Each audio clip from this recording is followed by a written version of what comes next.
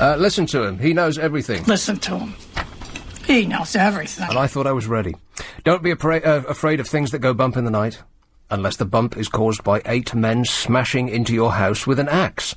The actual sight that greeted a Nottingham man as he investigated a noise late at night, with his wife and 2 small children cowering upstairs, and as the menacing figures laid waste to his house to strip it of all its valuables, he made an understandable schoolboy error. How he must laugh now to recall his naivety. We'd even consider doing it ourselves in such circumstances, unless we paused to think things through. But in the heat of the moment his mind wasn't clear, so he called the police, who said they were too busy to catch 8 men in his house with an axe, but they might have time when they'd gone. We'll see you later, they said, if they haven't killed you. They must get this all the time, the police in Nottingham. Burglary capital of the country, apparently. The police answer phone asks you to press the button on your phone that corresponds with the crime you'd like them to ignore. The perps were long gone when the police showed up at the reassuring time of 2:30 a.m. Probably hopped up on the wacky weed, they were. Let's blame it on marijuana. They're blaming everything else on it. And to divert attention from his many failings and moribund approval ratings, the Prime Minister is to ignore the experts and their considered report and go for gold, the approval of the Daily Mail, by reclassifying cannabis from being a bad thing to being a very bad thing. That way the punishments will rise from a small time in jail that you won't serve to a longer time in jail that you won't serve. We must send out a clear message to the youth, says Gordon, who could be delivering it to their faces with a loudhailer, and they still wouldn't listen. The PM is going to reclassify cannabis from Class C to a Class B drug, as it once was, during which time hardly anybody smoked it, as it was so hard to find and so very expensive to buy. Oh no. Hang on, that's not right. When it was a Class B drug, loads of people smoked it because it was so easy to find and so very cheap to buy. And that's the strong message that our government wants to send out. I'll be very clear. Speaking of which, Amy Winehouse is in the news. Can you believe that Amy Winehouse is in the news again? Yeah. Amy Winehouse has refuted claims that she cheated on her husband. It was reported at the weekend that the singer was romantically involved with her manager's assistant, Alex Haynes, 22, and planned to divorce Blake Fielder Sybil. But at her home in North London, Miss Winehouse said yesterday,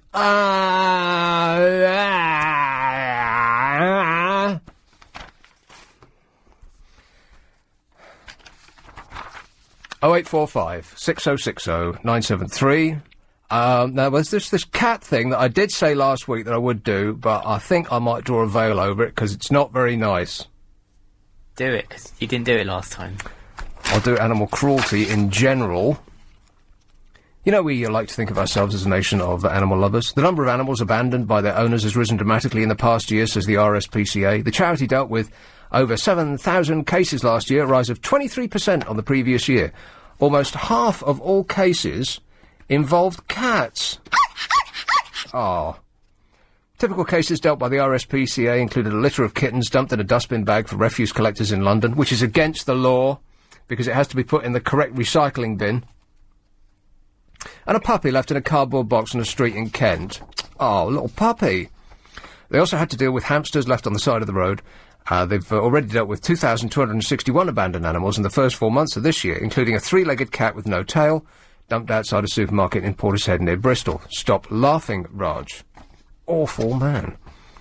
Some of the reasons given by the owners for abandoning their pets included, my dog hurts my legs when she wags her tail, and my cat doesn't match my new carpet. What? Yeah, that's right. We're a nation of animal lovers. I wonder if I've got the cat. I've probably threw it away. The cat... Oh, well, that story's gone. It was about fur. Cat fur. Shh, don't say it. People will get upset. So we'll just pretend that didn't happen. Oh, I had a run-in with the train people over the weekend. Well, not the weekend, yesterday. I was off yesterday. Oh. Was that great? Hallelujah. A day on which I can start drinking at lunchtime. Woohoo! I haven't done that in ages. Anyway, coming back from the centre of town, going out west, I broke the law. Oh, yes. I got a ticket for a station. See, I live between two stations. Now, I haven't checked, but I would bet every penny I earn this week that the price, because this is an overground train, the price between the two stations is exactly the same. They're both in the same underground zone. They're very near together. I bet it would cost exactly the same to go from the central London terminal, he says, being as vague as he possibly can, to one of the stations near where I live. Let's call it Station A. And I live between Station A and Station, let's call it P. Station A and Station P. I live in the middle, and the next train was going to Station A. So I got a ticket to Station A. Just missed it. So the next train to leave was going to Station P. Like I say, I haven't checked, and if I'm not right about this, then I take everything back. But I bet every penny I earn this week that the tickets would be the same price to both stations. They're so near together, in the same zone. But because I'd bought a ticket to Station A and got the next train, which wasn't stopping at Station A, it only stopped at Station P, I was apprehended by the forces of the law. Talk about stroppy. They must go to stroppy class. Yes. Name? Well, where do you live then? I live between stations A and P. Well, why'd you buy a ticket to Station A? You're standing in Station P.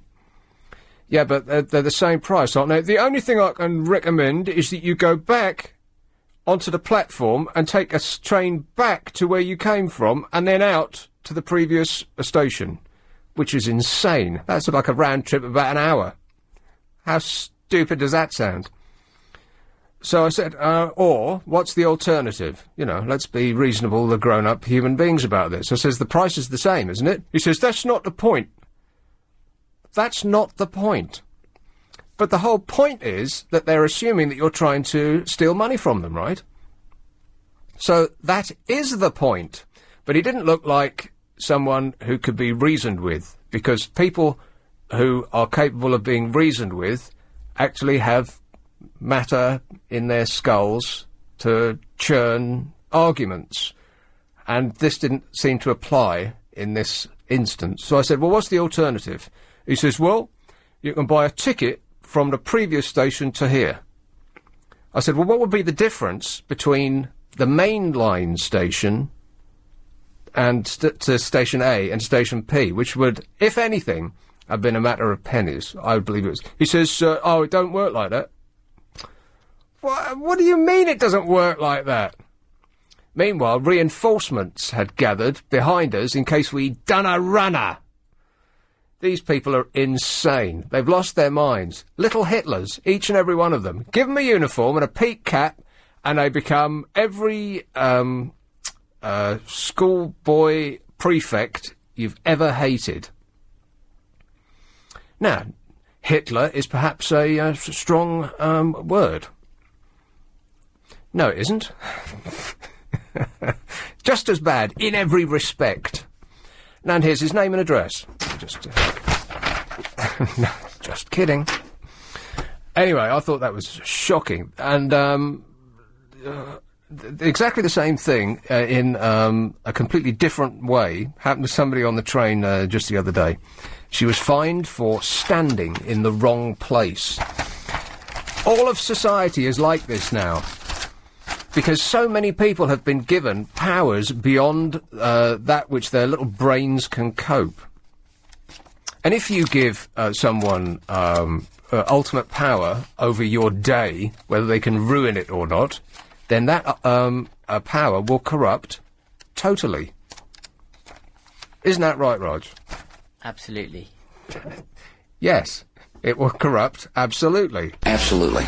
Yeah. Anyway, this commuter who couldn't get a seat is fined for standing in the wrong place, which is also against the law. But I'll have to do that as I come back, because now it's 7:45. LBC Travel with Alan Joyce. Thanks, Nick. The A3 is still... Hello? Ladies, there is a stalk on your steering column called an indicator. Use it. particularly to the woman in the polo who cut me up. Lanes are painted on the road for your convenience. Use them. I seriously considered beeping my horn. That's how angry I was. Let's have Totteridge. Hello, Giselle. Hello, Nick. How are you? Good, thanks. And when they don't use their rear view or their side mirrors like they don't exist, the road belongs to them. Right. That's right. If they can't see what's coming, then no fear, yeah. I was listening to your train story. Did you see in the paper a couple of weeks ago when Tony Blair accidentally got separated from his personal assistant and accidentally misplaced the money that he had given him and didn't buy a ticket on the Heathrow Express? Yes, I did. And they let him off. Yes, they did. Let him buy a ticket, even though his bodyguard then came up and offered to pay. Correct. So you should have given that example. Oh, yeah, that would have worked. You could have taken them to court for for uneven handling of passengers. Yeah. If you were a multimillionaire director of companies earning hundreds of thousands of pounds, ex-prime minister who could afford to buy a ticket 20 times over, right, you get let off. Well, it's always the way. Free to those that can afford it, very expensive to those that can't. Indeed. And his family has history in that regard. Do you remember that his wife once forgot, he says, waggling his fingers in the air, I don't know why I do that, it's to relieve the arthritis, when she forgot to buy a ticket on London Underground. And I don't believe that she received a fine either. Well, I think it's quite funny that now that he's sort of, whatever his position is, sort of God of the universe, he doesn't carry money or credit cards anymore like royalty. Yeah, quite right too, yeah. Master of the universe, yeah, that's exactly what he is, yeah. The Laughing Cavalier. I bet he hasn't stopped chuckling since he left office. Thanks, Exactly. Giselle. Bye. Cheers. 0845 6060 973. It does seem to me that we used to be a nation of shopkeepers. Now we're a nation of petty rule mongers. Well, it says here that you should have bought a ticket to Station P if you were requiring to end your journey at said station. Even though it cost the same bloomin' amount, it's just the different word that's written on the ticket. The amount was going to be the same. As I say, haven't checked that, but I double dare you to check it for me while we're on the air. And if I'm wrong, I'll make a substantial donation to charity. I might just do that then. I had my fingers crossed when I said that. Here is Mirelle. Hello, Barnett. Barnett. Hello, Mirelle. Mirelle, Marbell. Hello, Nick. How you doing? Good, thanks. I've had an idea about the cruelty to pets scenario you were talking about. Oh, yeah. Okay, what about this? Before you can buy any pet, whether it be a goldfish, a dog, a cat, a hamster, a rabbit, or a cow, Yeah. you have to give a deposit, okay, say £100. Right, the cow will leave you a deposit. No, exactly. And I mean, I'm sorry, people that say they can't afford it, a dog's going to cost you more than £100 during his lifetime, so's a cat, so's a hamster, probably a hamster maybe not, but if they prove to be responsible dog owners or cat owners, let's take those two, Yeah. say after a certain amount of time, say 7, 8, 9 years, then they can have the money back. Right. Okay? If they're not responsible and the dog is dumped or the cat is dumped, that money's then passed on to one of the organisations that deals with abandoned pets. Right, so it's like the money you get back on an empty bottle. Bring back your dead dog and win a major prize. Not a dead dog, just prove that you're responsible. You're a responsible owner, Right. okay? Because a dog's going to cost you hundreds, whether it's in insurance or whether you pay for the dog when he's ill. It's going to cost you money. The food's going to cost you money. So £100 is Paying nothing. for your neighbour's hospital bill as he tries to As he get over dies, having his exactly. face ripped off by your German schnauzer, yeah. Exactly, but I think it's a really good idea because there's no reason for people to dump animals at the side of the road because the organisations tell you to bring them in, give a reason, and you can go. But people are so sick, they dump a puppy in a bag by the side of the road, or they dump a load of kittens in the river. What is wrong with these people? Are there people being born that are just born minus a brain? Yes, and you know why? It's because they're being born to parents who don't have a brain either. Yeah, that's absolutely true. It's all in the genes, isn't it? And it gets passed down. It's when they take them off, Morel. That's when the problems begin. Oh, tell me about it, Carl. And I've got to tell you quickly about your little Hitler story. Yes. I've got a worse one than this. A couple of years ago, I was travelling. I just didn't have any money. I grabbed my pass and I phoned up, travel information, 2221234. I do now. Well, anyway, I phoned them up to make sure that my pass was valid where I was going, okay? Yeah. No problems, it's valid. So I did a stupid thing, I just took my pass, okay?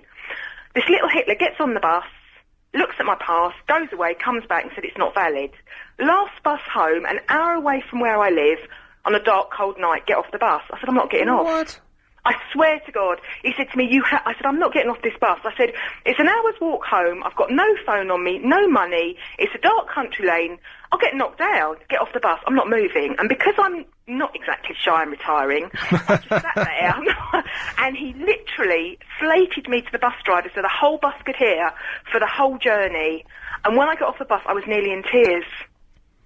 And they told me that this pass was valid because I double-checked it because I wasn't sure. And they said to me, no, you're valid, no problems. And then he was screaming at the top of his voice. Everybody thought that, he said, I can't believe you've got no money. I said, well, it does happen. That's what the pass is for. And it just went on and on and on. And in the end, I was really tempted to get off early. And I thought, no, stand your ground. So as I got off, I said, thank you for being so kind. Have a wonderful day. No, I said to him, have a day that you deserve.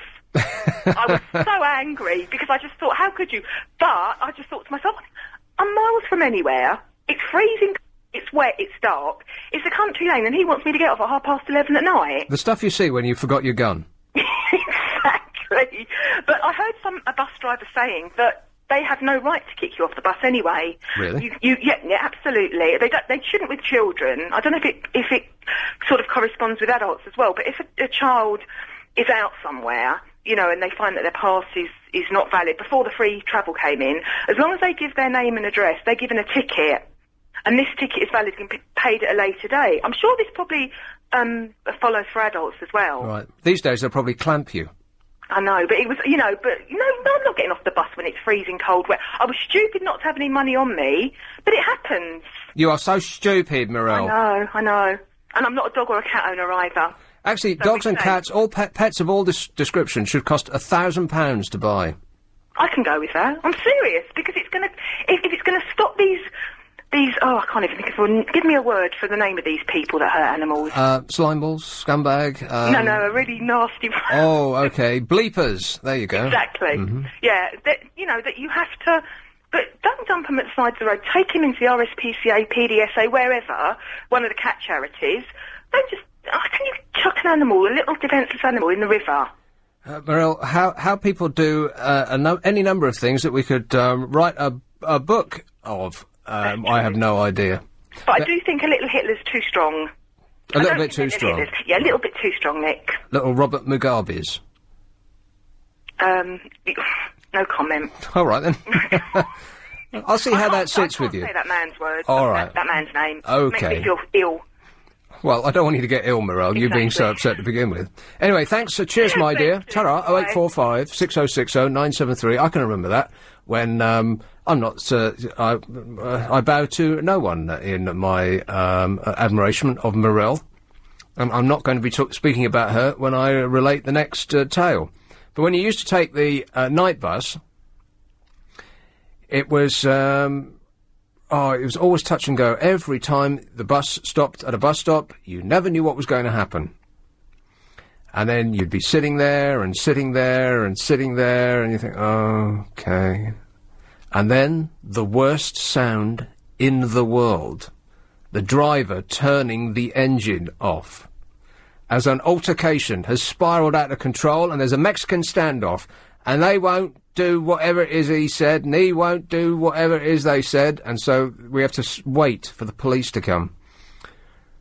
Some people on the bus, from when I last took it, about 10 years ago, still waiting. It's the one outside King's Cross. Let's have, no one. Okay, I'll wait. You dropped off. Oh, we dropped off. Oh, right. 0845 6060 973. The polls are this Thursday. Has it really come around that quickly? Most people have got no idea what it is they're going to be presented with when they reach the polling stations. How many polling cards do you think you're going to be given there, Rog? You're not 3. going. Why am I even asking you? It's going to be 3, I think. You just pulled that number out of the air. No, I didn't. Bizarrely, you're right. 3. Because I know. 3. Now, if I hadn't read this thing today and you'd asked me what those 3 would be, I wouldn't have any idea. Not a clue. I didn't even know the London Assembly elections were happening until I read about that nice man, George, who got knocked out with a rubber stress ball. Oh, don't start me on that again. But yes, 3. And come to find out that most people haven't got any idea what to do or in fact where to do it. And not only that, but our election fraud system is open to fraud, apparently. Apparently, it's so open to fraud that even Robert Mugabe can't believe it. 97.3, this is LBC. Field.co.uk. When do I have a complaint? So we just checked. Back me up here, Raj. We just checked there are 2 tickets from a mainline station to the station that I wanted to get off at, but I missed that train, to the next station, which I actually got out at, with a ticket for the previous station. Guess what the prices are? That's right, exactly the same! The same! What? And they charged me another £1.60 to go from the previous station to the one that I actually ended up at. 2 tickets, £3.20. Explain that to me. So his objection was, not that I had spent the wrong amount of money, but that the wrong name was printed on my ticket. What kind of moronicism is that? What an idiot. I'd like to smash his face in. I would actually like to smash his face in. But being a reasonable, sophisticated human being, I won't. I'll pay someone else to do it. No, I won't. It's not Russia. Roger's going, yeah, go on, do it. 0845 6060 973. I'm stunned by that, aren't you? So it's the only objection that they could possibly have is that I was trying to cheat the company out of money by buying a ticket for the previous station, not the one I got out at. The fares are the same. How intransigent and difficult is that from an organisation that's trying to gain your services? Basically, they're selling a service. We are their customers. But we're not their customers. Too often, we're being treated as though they're doing us a favour. Worse than that, as though we're lucky to even be considered suitable to travel on their bloomin' trains. I'm stunned. At least before we checked, when I didn't know that the 2 fares were the same, I felt irritated. Now I'm bloomin' furious. I want my money back. You should actually write a letter to them. I will. And claim your £1.60 back. £3.20. I absolutely will do that. And I want the teenage Burke in a uniform who got that money out of me to deliver it in his teeth on his hands and knees. Did you get his name? No, but I think the most sensible course of action is to spy on him and follow him home. I was just going to say, you should just go back to the station and identify him. It was him! You! Like that. And bring the manager with you, because no one likes to see their boss come down with a customer. No, I think I'm going to go back with following him home and spying on him, and I shall become a stalker. For the rest of my life, I will dedicate my entire life to upsetting and inconveniencing him. Here is New Cross. Hello, Dwayne. Hi. Dwayne. Hi. I think he was being bullied. It was late at night, he had nothing else to do, and he knew that he had complete power because only he could unlock the gates to freedom. Yeah. So he decided to bully you that night then? Yes. Well, you know what? I don't even think it was that. It's just that nothing computed with him. He's been told the law. These are the regulations, and the regulations must be adhered to, and if you're dealing with an idiot, then there's no talking around them. Well, I live in New Cross, and there's 3 stations: New Cross, Deptford, and New Cross Gate, and they're all one stop from London Bridge. Right. And they're the same price. So if, for instance, you're going New Cross Gate, but a New Cross train comes, you can jump on that New Cross train, and you can come out, and nobody will say anything to you because it's the same price. Yes. It doesn't matter about what the name of the station is. It's the same price, the same distance. So I think on that night he just decided to bully you. I'm sure that this is his default position, though. I didn't expect that had it been somebody else, he would have let him off. That's his job, is to upset and inconvenience customers. They've actually hired someone to do that. Sometimes. But normally, if it's the same price, it doesn't really matter what station you're going to. It's the same price. It's in the same zone. It's the same price. Normally, you just get waved on. No, I don't think that's true. You do not normally get waved on. Maybe if you bash your eyelids at them, Dwayne, show a bit of leg, something like that. That might help some people, but I'm sure that wouldn't help me. Well, give it a try next time, and then report back. Tell me how you go. Okay, mate. Cheers. 0845 6060 973. Here's a call in Banstead. Oh, Charlotte. Hello, Nick. Charlotte, I'm super. Thanks for I asking. heard you talking to Morel about dogs. Yes. Right. Actually, before I say, can I just say, I've seen a lot of foxes around our area lately. Foxes, yeah. In the daytime. In the daytime, that's right. You usually see them at night. Mm-hmm. But lately, I've seen loads of them. Yes, I know what you mean. There must be an explosion all over London. They're having a hot fox action with each other. Producing lots of little fluffy foxes. Ah. Yeah. And do they scream at night? What kind of a noise is that for a dog-like creature to make? I know, yeah. I didn't, because you see quite a lot, and they're so big. I thought it was a cat. I thought it was cats, but they're not. Obviously, the foxes are so big. Yeah. Shortly, animals like that. I mean, would you like to fight a fox, for instance? No, not really. Would you like to fight a squirrel? Not really, because they have no concept of where to draw the line. What is reasonable behaviour? They're just going to try to kill you.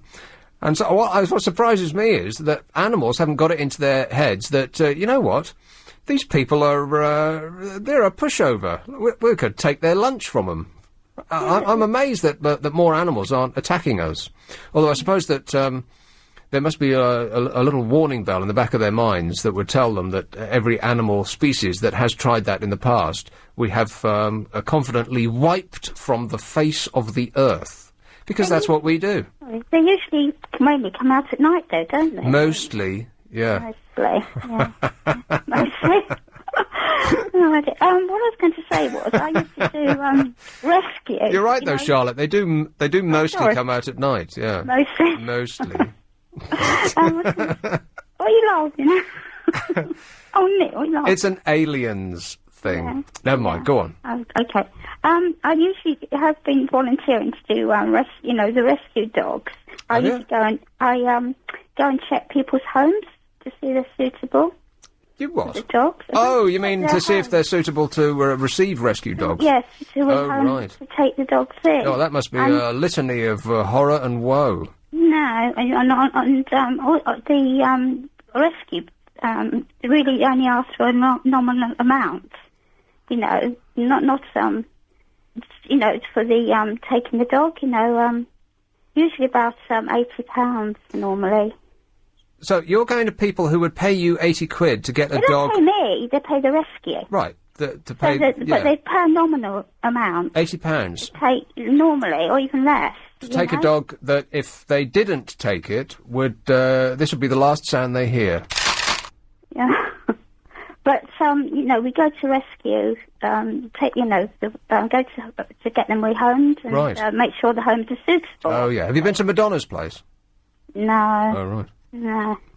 Has Madonna got dogs? Well, I don't know. I mean, once she runs out of African babies, then she'll have to go on to dogs and cats and, got to fill up her house somehow. Yeah, actually, I went and checked a house over, and I didn't realise it was the vet I go to take my dogs to the vet, and it was their home. Right. Actually, their home, and she said to me, "Oh, don't take any notice of the house. It's not very clean, and it's a bit, sort of messy." And she said, "I haven't had time to do I don't do housework." She said, "I've got other things to do with my life but do housework." I couldn't believe it. And she's a vet. Rather slovenly, yes. Yeah, she said, "I've got other things to do." Well, I've known a lot of doctors in my life, and they're all drunken, drug taking, stay up all night crazy ne'er-do-wells. So vets are people who couldn't even become doctors. I heard is it Petrie? Earlier I was talking about people's cleanliness in their homes. Oh, yeah.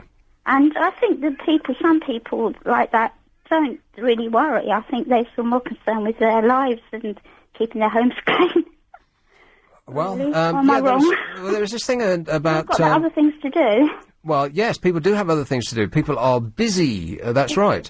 And I think that people who do clean do it all at the weekend, to the point that they're working more at the weekend than they are during the week. This just recently came out. I'm glad that you reminded me about this. But you keep on doing good work, eh? How many dogs are you trying to get rid of at the moment?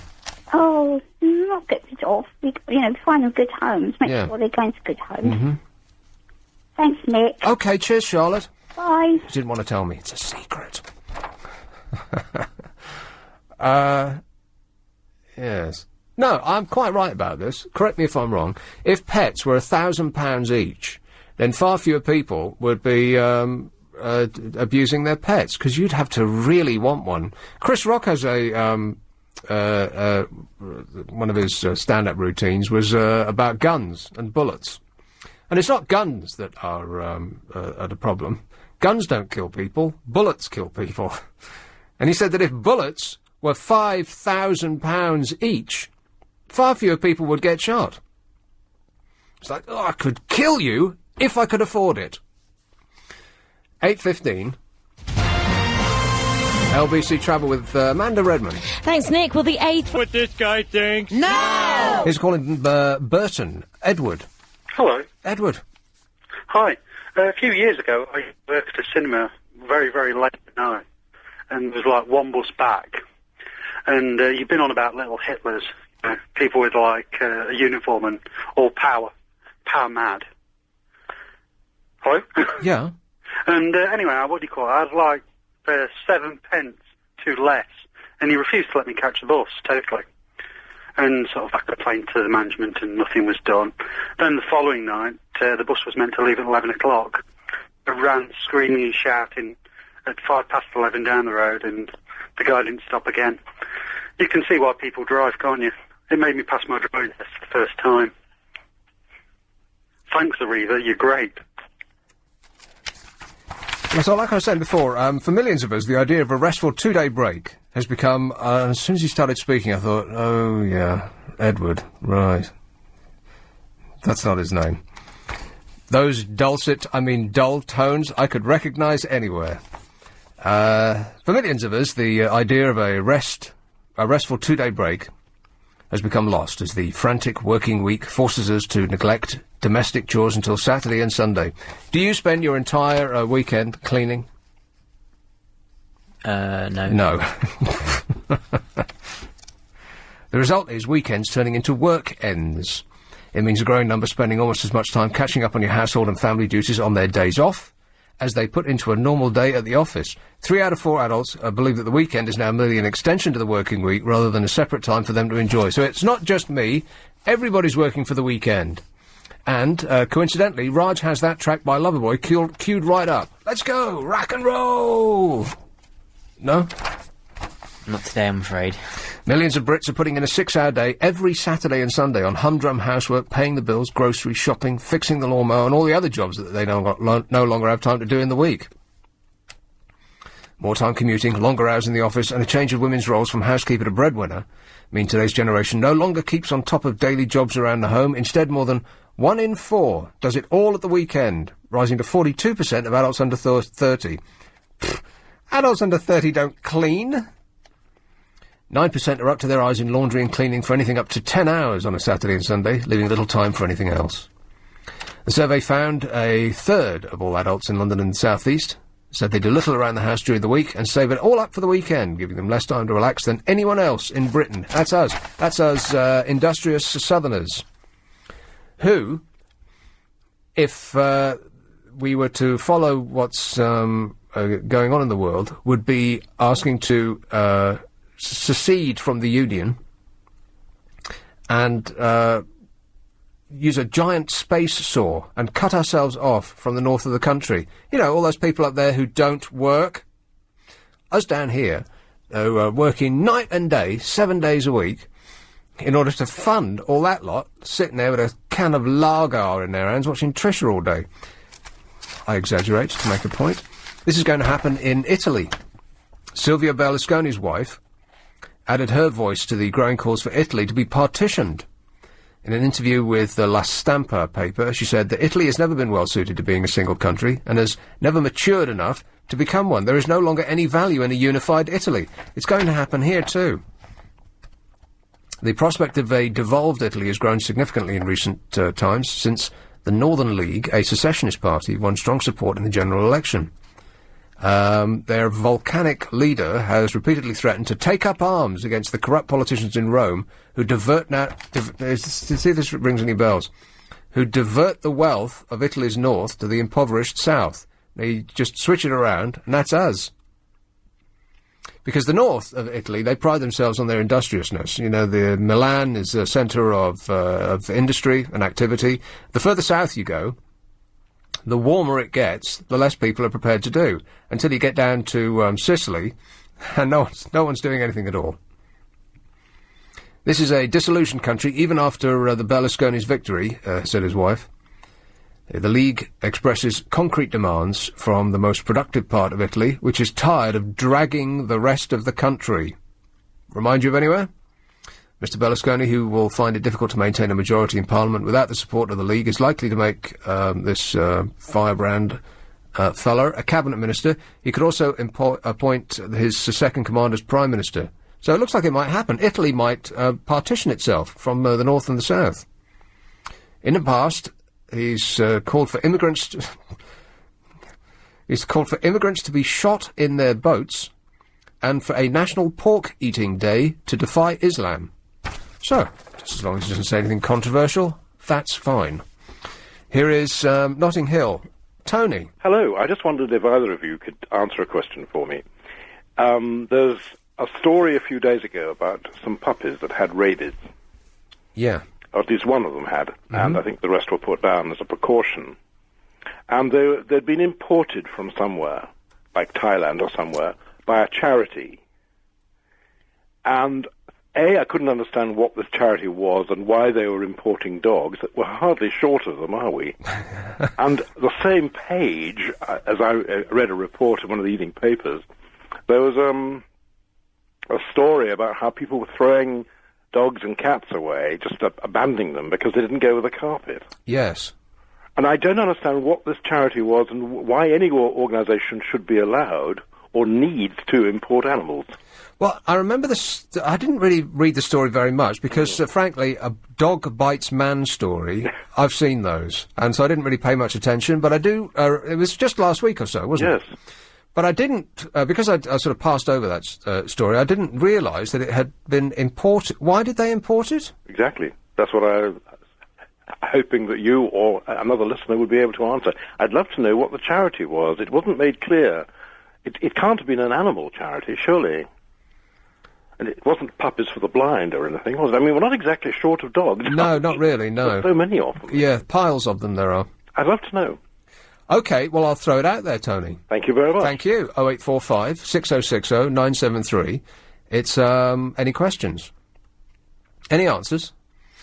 So, did you know about that? I mean, I sort of vaguely remember it. Somebody got bitten by a dog with rabies, and the government rushed to reassure us that there was nothing to see here. Please move along.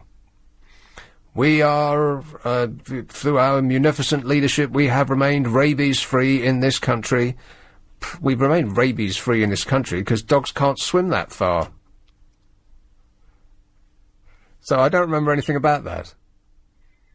Raj is utterly a blank. If it didn't involve big boobs, he didn't read that story. Oh, I've done you a disservice. By the way, I am going to write to that. I'm turning into a grumpy old scrote. I will write to that rail company and demand my money back. I'm going to do it. I asked for Lufthansa to give me my money back. This is the never-ending and continual nightmare of me trying to book flights to Italy. In brief, I booked with Italy's major airline, Alitalia, only to read the very next day that they're losing €1 million per day. Well, I'd rather fly with a company that's awash with cash, that has no idea what to do with their money, they've got so much of it, rather than a company that's scrimping and saving and is losing a giant amount and might not even be in business when I come to fly with them. So I cancelled my tickets. They said, certainly, sir, that will be 30% of what you originally spent with us. My flight's about 5 months away. So, OK, I've just given them 200 quid for nothing. It'll disappear into the bottomless pit of money that they owe. Why they insisted on taking it from me, it wouldn't make the slightest blooming difference to them. I have no idea. Anyway, those were the rules. Rules must be obeyed. So anyway, I booked with other airlines, and then I'd have a small internal flight in Italy, which is covered by 2 airlines. One has a turkey as its logo, which I thought, I don't want to fly with a company that allies itself to a turkey. And the other was Lufthansa, Vorsprung durch Technik, as they say. So I thought, right, I'll go with the German airline. How could you go wrong? They will efficiently get me there at the best possible speed. So I go there and I book with Lufthansa, even though it's going to cost me 50 quid more for the short trip. But I print out my ticket at the end, and they said, thank you for booking with Lufthansa. You will be flying with an airline that has a turkey for a logo. They were just selling tickets for them on the Lufthansa website for 50 quid more than it would have cost me to buy it with the original airline that I was going to be sitting on anyway. Outraged. So I called them the next day, and they said, this really... what the hell is going on in this country? Everyone's officious. Everyone's become deeply unpleasant and like robotic and intransigent in the face of common sense. She says, no. You will not be getting a refund because you are calling after 24 hours from you originally booked. I'm not exaggerating. It was 30 minutes over 24 hours after I booked. It was actually 30 minutes under me receiving an email from them telling me that was the airline that I was going to be flying on. But no, she wasn't interested in that. It was going to be 24 hours to the second after I had booked it. And she will gladly cancel my flight, but I'll get no money! And that was kind of the manner in which it was said to me. She was furious at me for even making the call in the first place. She was angry before she even picked up the phone. Were you being inefficient with your complaining? I said, is there customer services? She says, yes! Can I phone them? No! Thank you! This is LBC. LBC 97.3. I'm Nick Abbott, back after the news, 8:30. Good idea to get someone else's opinion. So I've written to Lufthansa.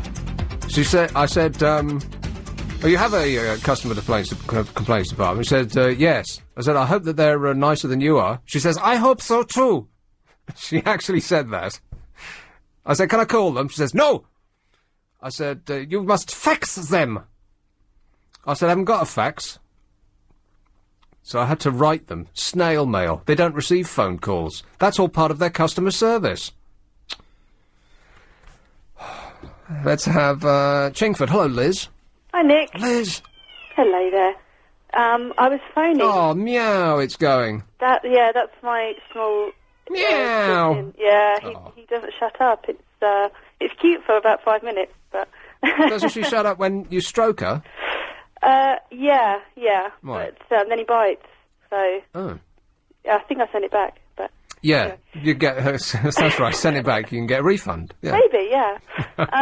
Anyway, yeah, I was phoning about the puppies that were brought over. Yeah. And you were on the right lines, in that the dogs sort of street dogs that are brought over from places like Sri Lanka and Thailand. So it's rescue charities who go over there, find these, street dogs, and then bring them back so that they can find them loving homes in this country. What? Yeah. Who? There's loads of charities. Quite a few charities that do it. Well, are they out of their mind?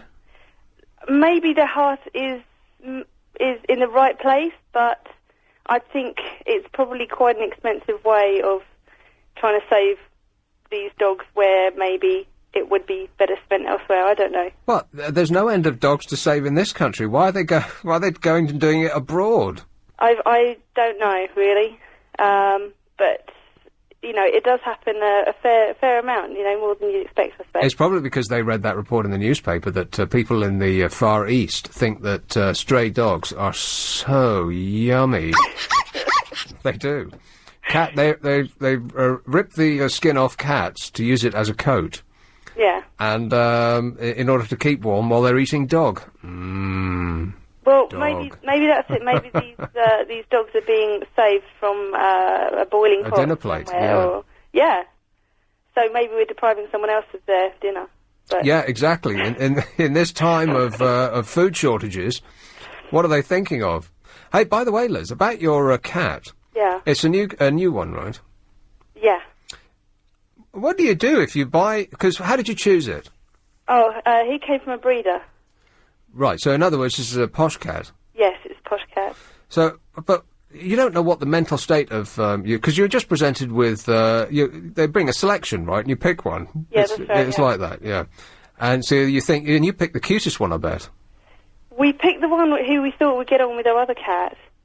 And Right, as it turns out, he annoys the hell out of him. Well, yeah, I would think so. But how did you figure? Was there like a selection process, interviews? Yeah, no, I got his A-level results Right. and things like that. So Okay. I could send him to Previous owners, that college. sort of Exactly. thing. No, yeah. I don't know. He was kind of the healthiest looking, and Right. he was kind of bright and kind of playing around Yeah. and was kind of cute then. But that's right. When you get it home, because our family had like a lot of cats, and some are just so lovely and strokey and purry, and others, I can remember one was the very first thing it did. The very first thing it did, as I was introduced to it as a small child, was try to take my eye out. Got a scratch right underneath my eye as it introduced itself. Wow, like that. That seems to be what my cat likes to do to pretty much every visitor that we have to the house. The greeting is to fly at the face or Like an alien monster. he is. But he's going to get sorted in a couple of weeks' time. So I'm hoping that might calm him down a little bit. Yeah, I'm thinking of doing that myself. Calm me down.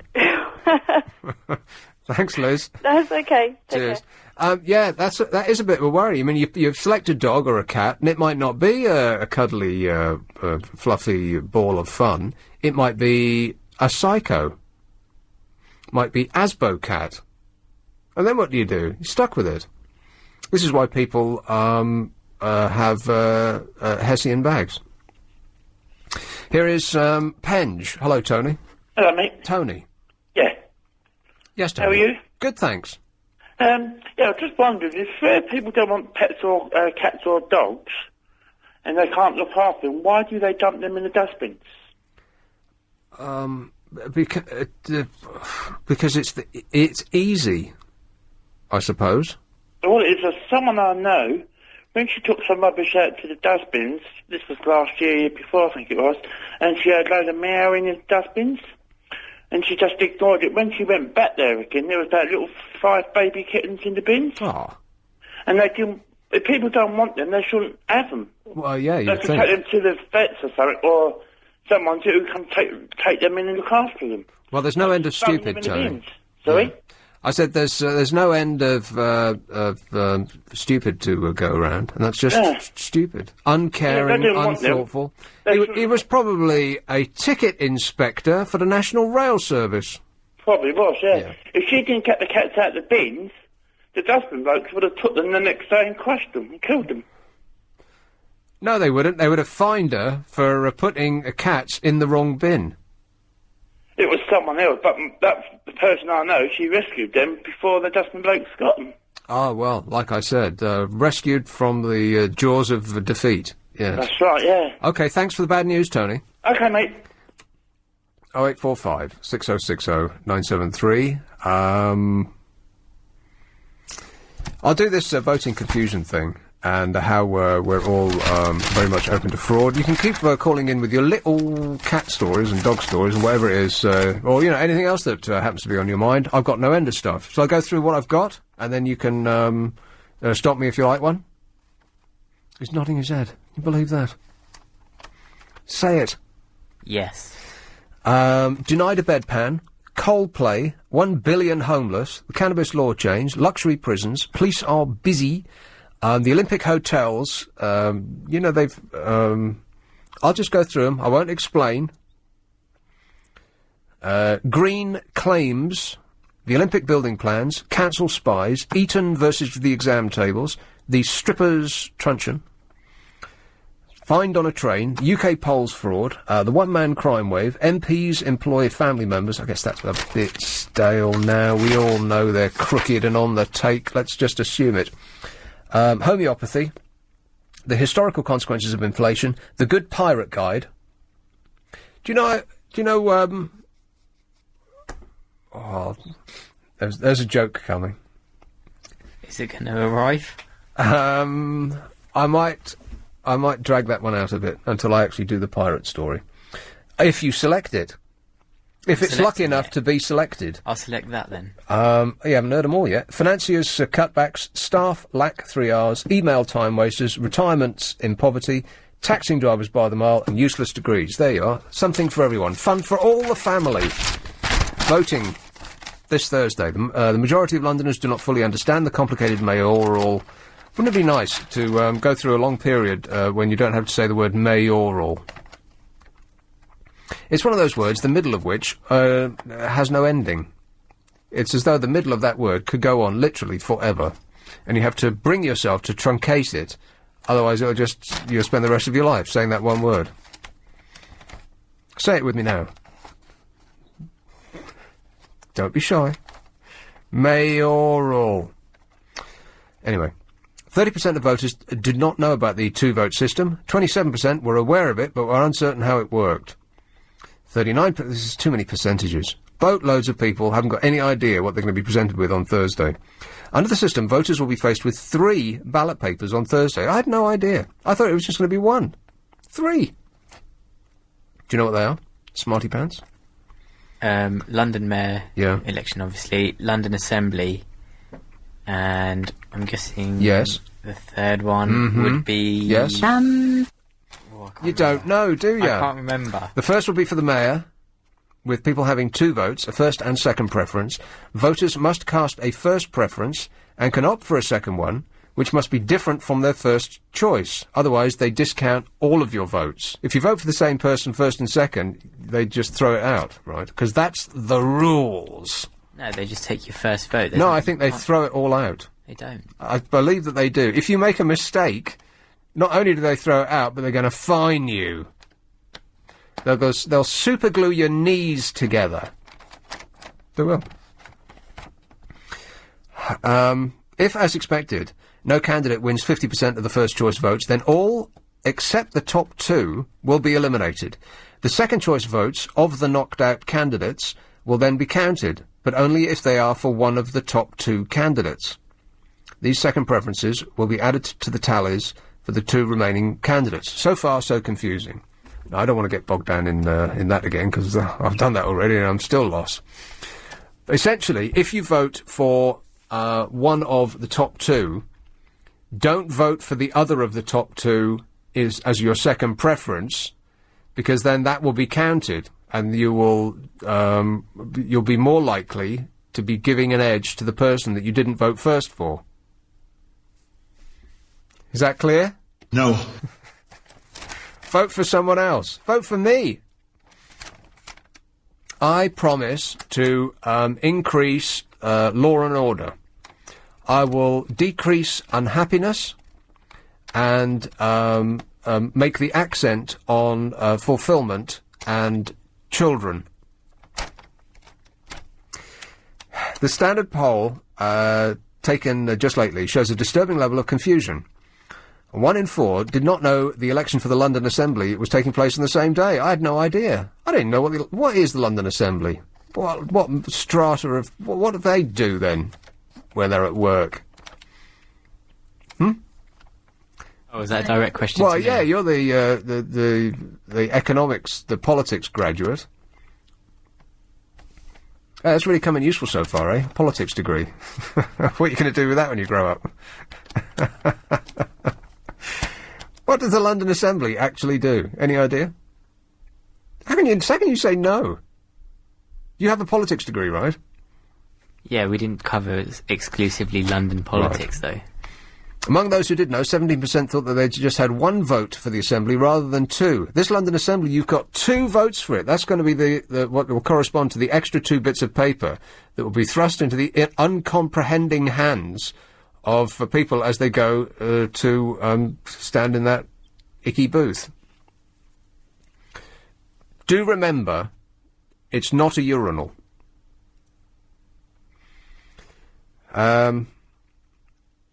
Although 30% knew exactly how the assembly system operated, a further 19% were uncertain how it would work. Women were more confused about how to vote than men because they have very small brains, it says in the Evening Standard. Can you believe that? 8:45. Here's travel news with Amanda Redmond. On the A3, the roads... What's he got to be depressed about? 0845 6060 973. The other side to the story on Thursday is that UK polls are open to fraud on a laughable level. The British voting system is vulnerable to large-scale fraud, a report warns today. The study by the Joseph Rowntree Reform Trust claims measures to improve choice for voters are damaging the integrity of the electoral process. Does anybody still believe in the integrity of the electoral process? No. No. I mean, after they... how many stories were there last time this all went around with people saying, well, my mum, who lives in an old people's home, and the other 100 people there were visited by some bloke who basically took all of their votes and used them for his own party. I mean, that just happened over and over and over again, do you remember? And really, when that happened, not much occurred. It was said, it was told, they probably had an investigation, he says, more waggling of fingers. I seem to do that a lot. It's, You're just cynical. It's exhausting on my 2 fingers. Cynical. No, just, it's reality, it's actually happening. Ahead of the elections on Thursday, the Trust is calling for radical reforms to bring the voting system up to date. Not up to date. Isn't that a bit embarrassing for us as a nation? Up to date. This is not some South American dictatorship. This is not like a banana republic. Up to date. It says elections fall short of international standards. Ours. This is terrible. And claims that the government has failed to improve public confidence in the process. There's been 42 electoral fraud convictions since 2001. Well, I take everything back. 42 fraud convictions since 2001. Party spending could also have a powerful impact on the outcome of a general election, particularly where targeted at marginal constituencies over sustained periods of time. We will have a delegate who will overlook the compliance regulations. The officials from Uganda will be flying in tomorrow. Here's Fulham. Hello, Dorothy. Hello. Dorothy. Yeah, hi. I'm calling reference to the statement you made earlier about voting for first and second preference, the same person twice. Yeah. Okay. I've already voted, right, because I'm a postal voter. Okay. After I voted, I checked both the first preference and the second preference for the same person. And because I wasn't sure if it would be correct, right, I called up the City Hall, Hammersmith City Hall, And I told the guy who answered the phone, and he told me, because I checked both boxes, only the first box, the first preference will be acknowledged. They will not acknowledge the second preference box. Right. So maybe we need to get that clarified, because in the event that I did vote wrong, I would want to call them and let them send me another postal vote. But from what I know, that's what he confirmed to me. So Okay? essentially, even if you just ticked the first choice and then done nothing else, then you That's it. That's what he told me. It would have been the same as ticking the two Checking boxes the for the two same boxes, person. yeah. Right. But the thing is, maybe we need to verify that for your listeners, because... Yeah, well, you just did, Dorothy. You did an excellent job. Thanks very much. Yeah, okay, thank you. Cheers, my dear. Ta-ra. Bye-bye. 0845 6060 973. Yes. And I don't know about you, but I'm having trouble coming up with one person that I'd like to vote for, never mind about two. And as for the Assembly elections, I wouldn't even know where to start. Who are they? I know one person that I don't want to vote for. Apart from that, I have no positive feelings towards them, or about them, or I don't know anything about them. I've got no clue as to what they do or who they are. Who are they? I demand to know. I want a report on my desk by 9, Raj. By which I mean PM. You've got 8 minutes. I have got no idea. Isn't that terrible? I mean, I live in London. I've been living in London pretty much my entire adult life. And I've got no idea who the London Assembly people are, or what they do, what their function is. Not a clue. And I bet that if you walked into the street and asked 100 people what they knew about them, you get punched in the face at least 10 times. What you talking to me about? Like that they go. But for an actual positive response, no one would have a clue either. I mean, we barely remember that in times when there isn't a mayoral election going on, that we have a mayor. The only reason we remember is because there's so many posters all over the place that say Mayor of London on them. Oh, yeah, that's right. Anyway, so that's what we're going to be... and I'll just make it up, I suppose. I'll make it up depending on whose name I like the best, because I'll have no idea who they are, or what they stand for, or I bet they all stand for exactly the same thing. Peace in our time, goodwill to all men, pets, you know. Vote for me, and you will be happier. I could do that. I like Howard Stern. Howard Stern is a talk show host in New York. He went for a mayor of New York once, as a publicity gimmick. And he said, and he by the time he removed himself from the race, which he did because after a certain period in America you have to declare your financial position, and because he was earning hundreds of millions of dollars, he wasn't too interested in telling everybody how much he was worth. So he pulled out, but he had two policies that he was running on, and by the time he pulled out, I think he was up in the late teens as a percentage of the votes that it looked like he was going to get. So he potentially could have been mayor. I think that thought alone made him pull out. Perhaps the financial worries were secondary. Two policies. First of all, take all the murderers and incinerate them. Take their ashes and fill in the potholes in the roads. That was his first policy. His second policy was to resign on the day in which he took office. It's that sort of honesty in politics that we seriously lack these days. Right. So, either of these? Yes, no, yes, no? Kilburn. Hello, Paul. Hello, have you got a copy of this booklet about the London elections? Not on me, no. Oh, who am I talking to? Yeah, you're talking to Nick? You're on the air. Oh, I'm sorry, I didn't realise, Nick. Because you were asking about what does the London Assembly do? Yes.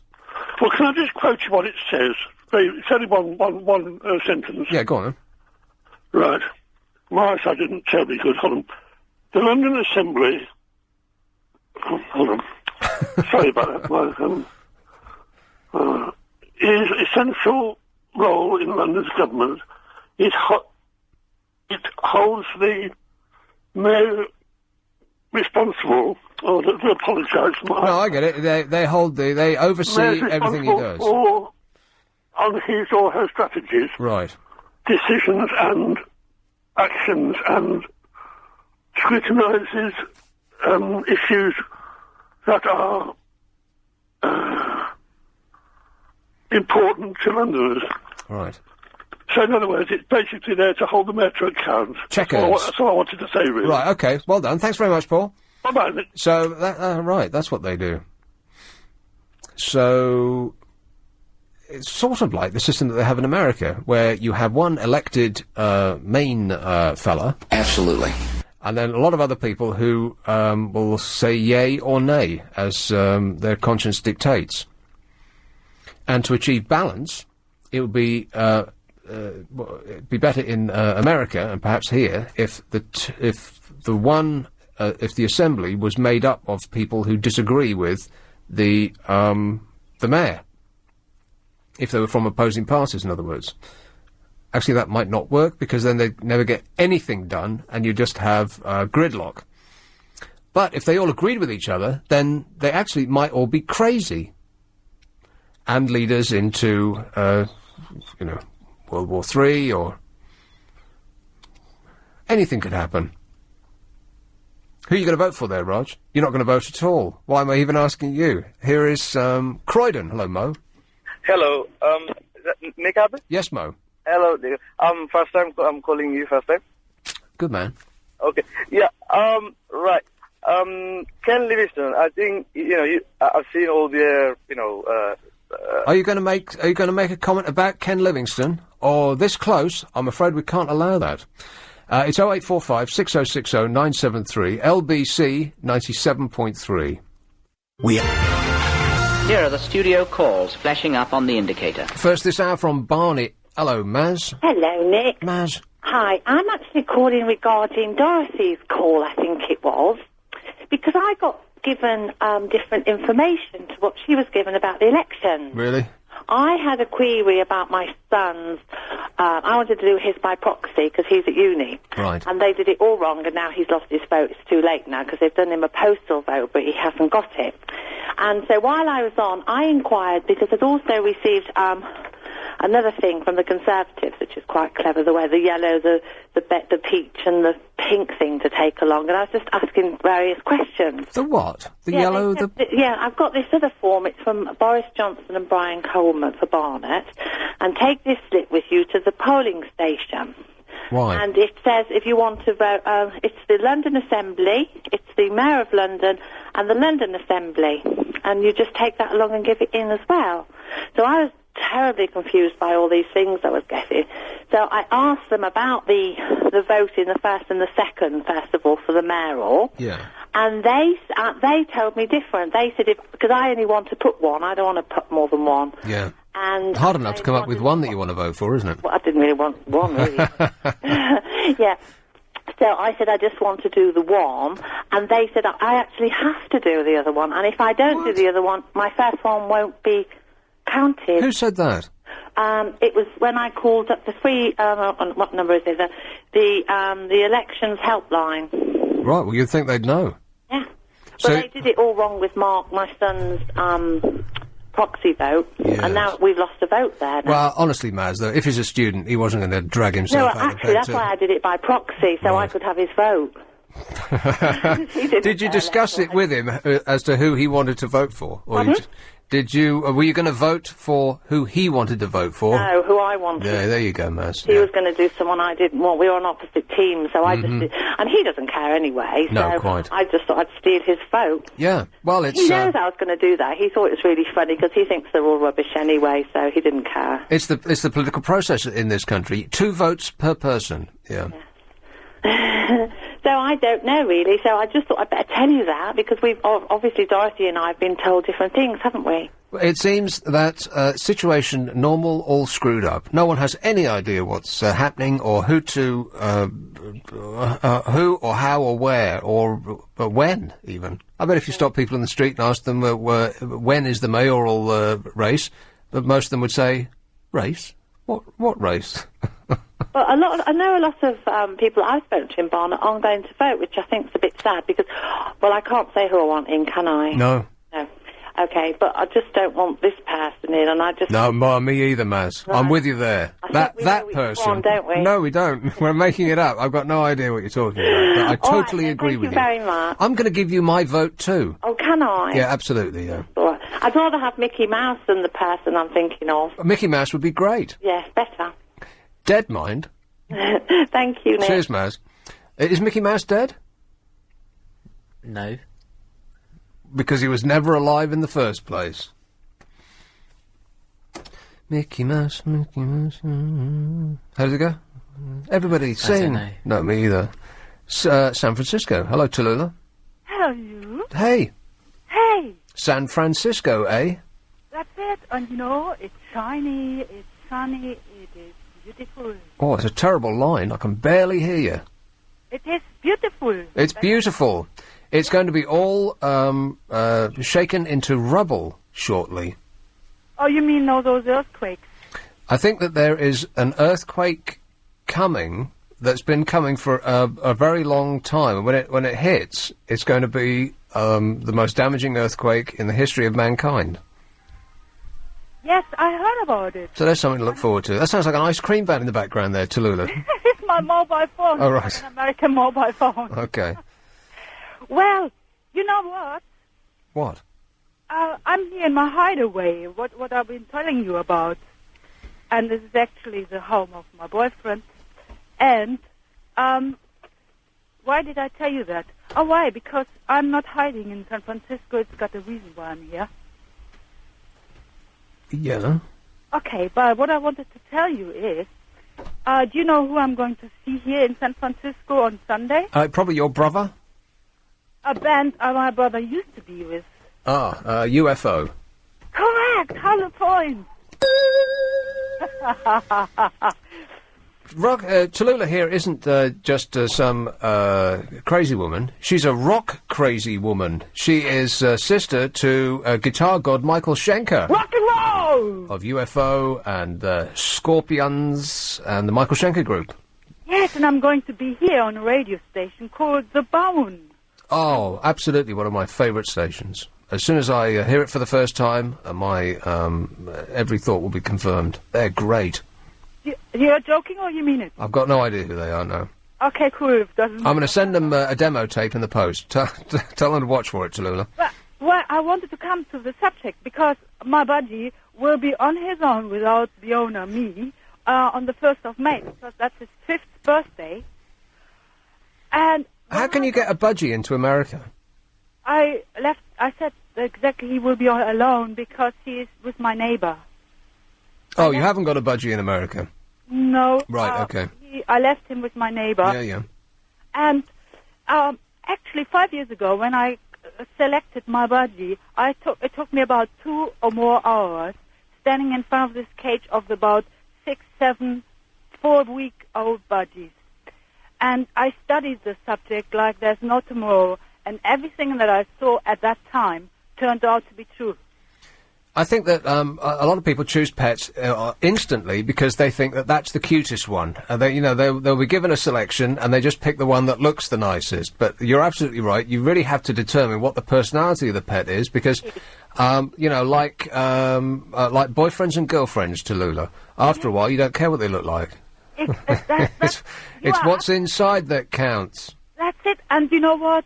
The characteristics was those other budgies, they were hanging together, like insecurity. Right. The budgie that I've chosen, he was there on his own, totally cool, saying, you know what, I don't care. And that's exactly what it turned out to be, a strong, unique personality. Right. So, don't have a look, because I wanted always a blue budgie, and that was the only green one. And after a while, because the character took over, I said, I don't care what the color is. It's more important to have the character. Yeah, so, you can always recover your sofa. So people out there, don't go for the looks, go for what the inside is. Exactly right, yeah. I'm gonna cling to that hope for the rest of my life. Thanks very much, Tallulah. Okay then. Cheers, my dear. This is LBC, it's 0845 6060 973. Here is Dartford. Hello, Shirley. Hello, Nick. Shirley. How are you? I'm great, mate. Good.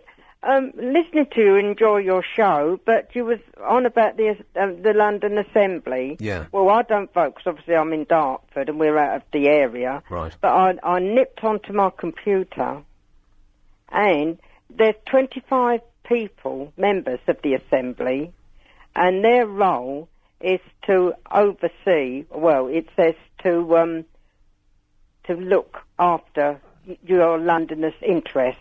Right. Regarding the mayor. Oh, what the mayor does. they're doing a super job. Or not, as the case may be. I've got no idea. Well, I don't know. But I don't understand the voting. Listening to your listeners that have rung in regarding the voting system, I'm afraid I don't understand it myself. Neither do I. Apparently, we're going to get 2 pieces of paper to vote for the Assembly. Now, what's going to be on them? I don't understand. Possibly, would it be the members' names who you want on it? Yeah, but that would just be one slip, though. What's the other one for? No idea. But regarding the mayors, you vote for your first preference. Yeah. And then you've got to vote for a second preference. Right. That's got to be different That's right. to the first one, hasn't Correct. Correctamundo. Got it in one. it? Yeah. Don't slip up, Shirley. No. Well, I don't know if that's any help to you, Nick. How many members there are actually on the Assembly. Right. So you're going to have a list of 25 people you're going to have to select, just on the basis of... Well, I should imagine that might cover the whole of the area, Barnet and other places. Right. Would it, it's not... so 25 is just Barnet, and then there's more on top. Really? No, I'm asking you.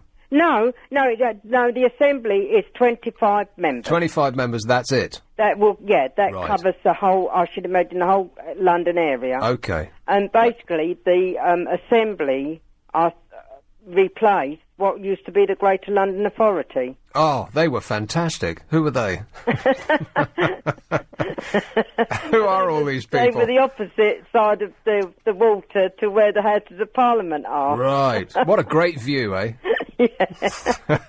Which are now posh apartments, aren't they? That's right. Nice hotel and posh apartments. Yeah. You're quite right. Yeah. The likes of you or me couldn't afford that, Shirley. No, nor could I. Anyway, enjoy your voting. Yeah, I will. Thanks a lot. To a bated breath. Yeah, okay. Cheers, my dear. Ta-ra. Bye. 0845 6060 973. So now we're no clearer than we were when we started. What's it all about, Raj? 9:15. Amanda Redman has LBC's travel news. Thanks, Nick. We're still looking at... fabulous. Here is... Oh, no. Here is Wallington. Hello, Joan. Hello, Nick. Joan. Nick, I must tell you, this special advisor had come on at least 3 times on the air and saying, you know, she was instructing people on how to vote and what happened. Yeah. And she said, you don't have to do a second vote. Right. And she also said that if you did it twice for the same person, then they'd ignore the second one. So it didn't say it would make it all, you know, rubbish, but just that they'd ignore the second one. Okay. And she was a special advisor. Special, was she? Yeah. She had a name, of course, but don't ask me. Right. But you know that she was special? Yes. Oh, well. Definitely. Well, you should have said. Special she is. Well, she sounds like she knows a thing or two. Have her explain the London Assembly elections to me, because I've got no idea. I'm going to be presented with 2 forms. They're going to want to know what I think, me, personally. And I'll be just making it up. I'll have no idea. Yeah, yes, I thought there were only going to be... And they'll want to know the reason... because I thought there was going to be one for the mayor. One for London Assembly, that's right. Well, they're going to surprise you with a third one, Joan. Wow. And they'll want to know the reason why you voted. You can't just do it randomly. You'll have to account for yourself as you come out the booth. Really? Mm-hmm. They'll take you into a little room and shackle you to the wall. And if you get any of the answers wrong, Joan, you are going down. And, of course, it doesn't matter whether I bring a card with me or not, evidently. Card? You know they send you a card Yeah. to say you can vote. Oh, yeah, throw that straight away. Well, you don't actually have to take that with you. They'll check you out. Check me out. Yeah, they check you out to see if you're actually on their list. What? Oh, I see. Not like they won't be checking me out. Like, hey, baby. Oh, could be.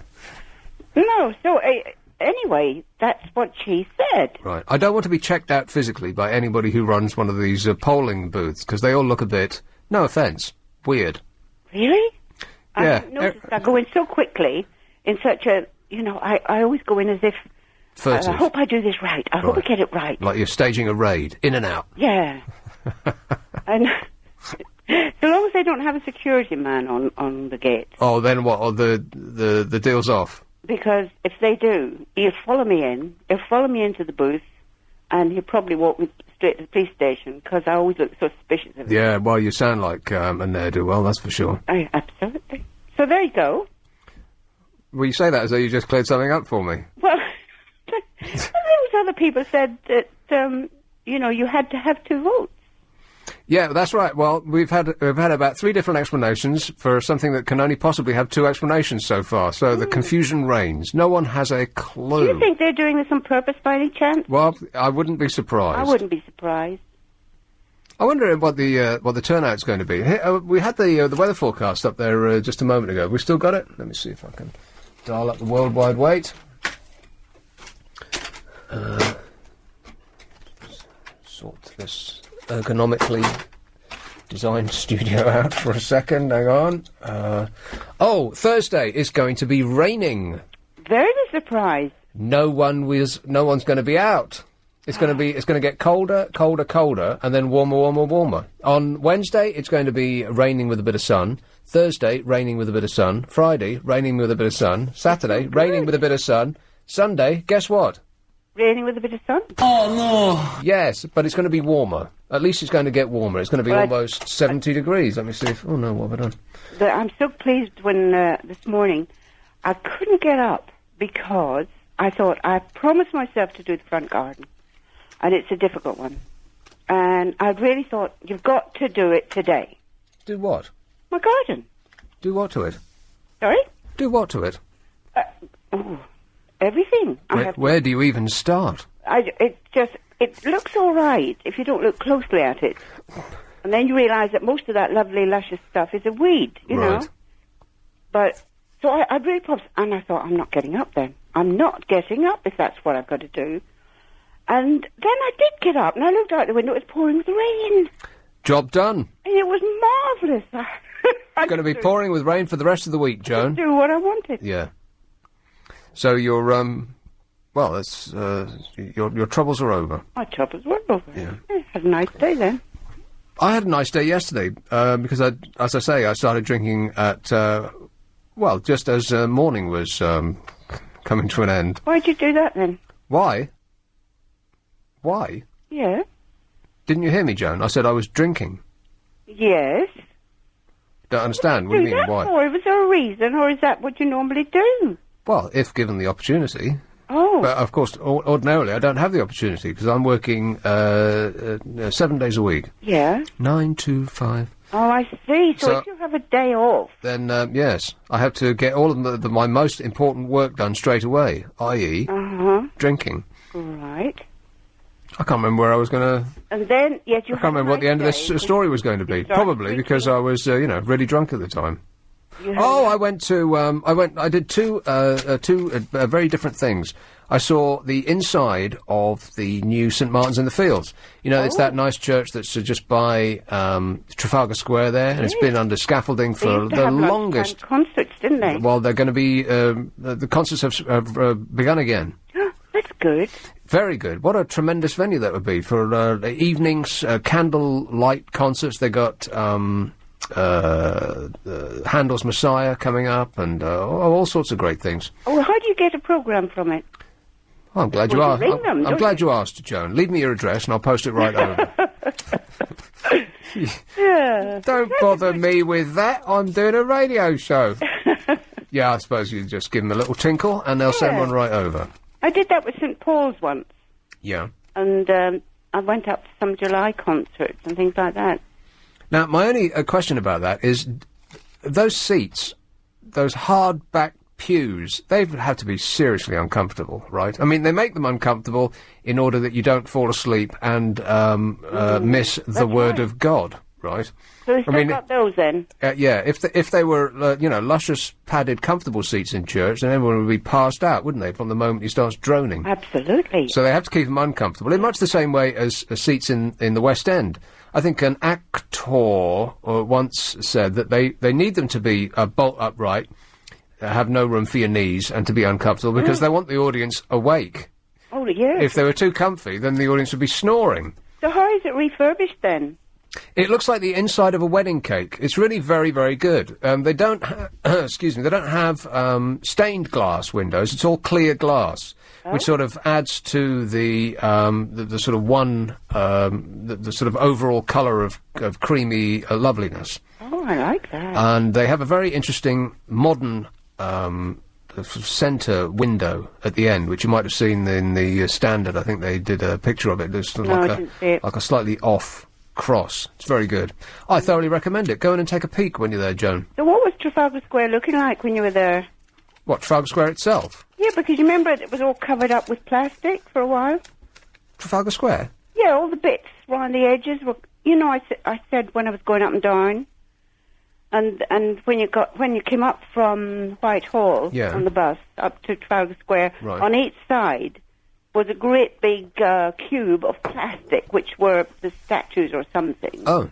But it's all right now, is it? You know what? I wasn't really paying much attention. I was avoiding it because it was infested with people. Yeah. All over the place they were. No pigeons. Well, like I said, I didn't really, I didn't bother. The other thing I did was, I went to see that new Rolling Stones movie. Rock and roll! Shine a Light. Well, what was that like? Well, I saw it at the IMAX theatre. Oh, that is good. It was, it's a good place to see it. And if you want to get really up close to Keith Richards' face... Very close. Little too close, yeah. Very close and very wrinkly. He looks like his face is made of foam. Yeah. It looks like foam that's... You know, you try and put foam in a container that it doesn't fit and it'll sort of spew out over the sides? Oh, dear. It looks like his face is spewed out over the side. Oh. Like he's become a Muppet. Well, I saw a better film than that. I saw the new Mike Leigh film. Oh, Mike Leigh, he's fantastic. Boring! No, really, it was a cute film. And it made you think.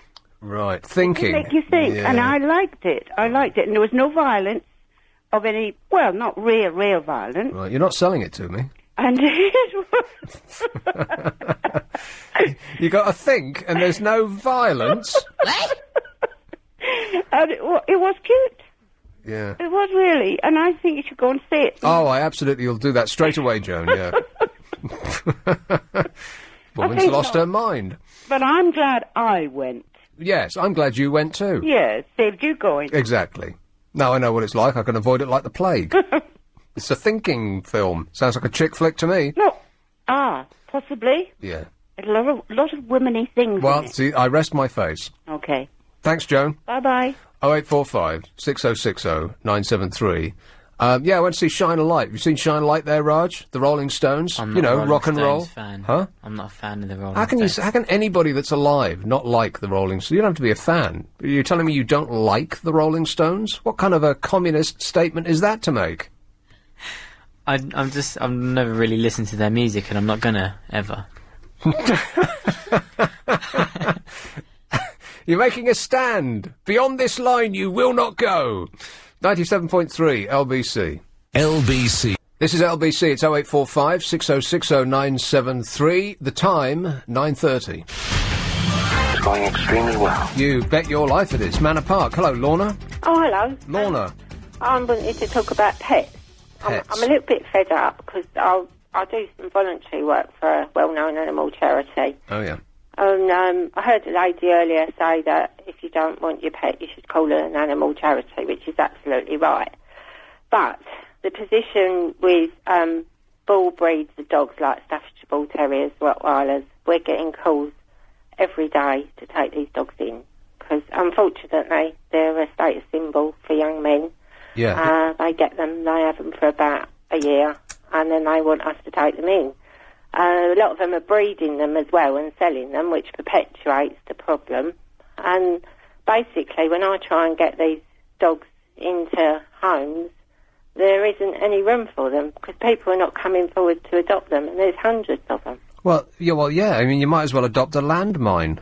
Well, they're not all like that. I mean, Yeah, they are. They're all like that. well, dogs are generally a reflection of their owners, and a lot of these dogs are quite nice temperament. Well, that might be true, but I mean, if you get a bad Pekingese, for instance, Yeah. you're not likely to come off worse in a fight with it. No, that's true, and you do have to be careful, but the point I'm making is that people are out there breeding these dogs and selling them and creating a flood of these dogs that are coming charity's way that they really can't cope with, and it is people's responsibility to make sure that they could look after this animal for the rest of its life, whatever it is. Yeah, I agree with you. I'm just saying that, Those dogs should be banned. well, they are banned, but as you know, there are ways around the law. But Staffordshire Bull Terriers generally have had the aggression bred out of them. It's just that these stupid people are crossing them with aggressive dogs, and so you'll get some in the litter that are not aggressive and some that are. Yeah. But who knows? You know, you get a teenager come along with £300 in his pocket and buys a puppy. He doesn't know what he's getting, but also he doesn't know how to control the dog or train the dog or look after it when he's got it. You think you'd just cut the middleman out and just buy a gun? Well, you would, yeah. A gun, all right, they're not quite like a gun, I don't think. Well, you don't have to feed it, doesn't whine, doesn't need walking. Yeah, but they just want something that makes them look tough. Tough, Young exactly boys right, yeah. have got this thing, they want to look tough. Mm. But the dogs are the innocent victims, really. And Yeah. so are the families. I mean, I get sisters and mothers ringing me saying their husband or their boyfriend or their brother has brought a dog home and gone off somewhere for a month or so, and they can't cope with the dog. Right. And it's not really fair on the family either. And they But- can't wait till he gets out of prison to take care of it again. Well, that does happen as well, yeah. I hear that story quite a lot. But really what I'm saying, there are some people that think that they should breed from their dog and let a female have one litter. There's no benefit to the dog with that. It's far kinder to sterilise the female and the male at 6 months. Right. I mean, Before they've had any of their wicked doggy fun. Yeah. Well, what you never had, you never missed. I suppose so, yeah. And in some respects, pets are like children, and you're their parents, because they never actually become adults in animal terms. If in animal terms they were to become adults, then they would be like a wolf and a wild. Yeah, right. That's the last thing we want, yeah. Well, we don't want that. What we also don't want are adults who are also children, walking them around on pieces of string. Very immature, stupid people. Mm. You know, there are some people that read books, take the dog to a training school, and are sensible. I'm not throwing them all with the same brush. Oh, go on. I'll do it for you if you don't. I'm not. I mean, there's some dogs that are a problem because they're their owner. Well, yes, but you also, I mean, there's no end of stupid people, that's for sure. But I mean, you'd have to, it'd be best to start from a position of having an animal that couldn't beat you in a fight. Well, yeah, I mean, but the thing is, some people want that kind of dog. Well, I don't care. They shouldn't. Some people want a submachine gun. They shouldn't be allowed one of them either. They shouldn't be allowed, and there is a law about it, but they get round the law by crossing the dog with another breed. Right. And so it's not easy to identify that dog as a dangerous dog. And No. Well, I think that, it should be just on site. Does it look like... never mind about what its exact genetic makeup. If it looks... They should bring it to me, and I'll say yes or no. Like Nero, with his thumb. But you actually have to have specialist training to be able to identify whether... Oh, I don't need any of that, Lorna. I know you don't. But in reality, you know the real deal, don't you? I suppose so. What's really going on. Yeah. And really, what I wanted to point out is to people that are not bad people. You know, sterilise your dog. Don't let it have puppies, because people will come and buy them And then a year or so down the line, they won't want them anymore. Right. And the Welfare Society just can't find homes for all these dogs. We just can't do it. Well, I think that the people that have them should also be sterilised to save us all the future grief. I agree with you, and if we could do that, life would be a lot easier. Wouldn't it just, yeah. Yeah. Thanks very much, Lorna. Cheers for that. All right, bye. 0845 6060 973. As long as we don't say anything controversial on this show, that's fine, Raj. Otherwise, you have to take full responsibility. Are you aware of that?